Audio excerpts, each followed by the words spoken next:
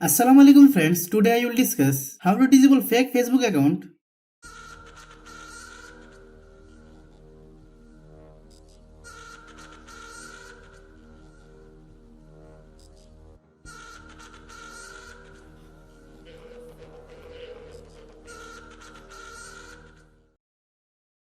Open Facebook app.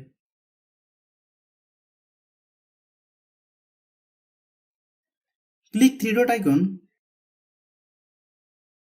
Click report profile.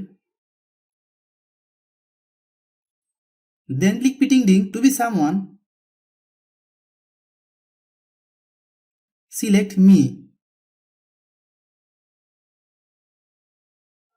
Click submit. Click next. Click done. Again click report profile. Select fake account. Click done. Again click report profile. Select posting inappropriate things. Click done. Again click report profile. Select harassment. Then select. Click next. Select anyone. Choose anyone according to your problem. Click submit.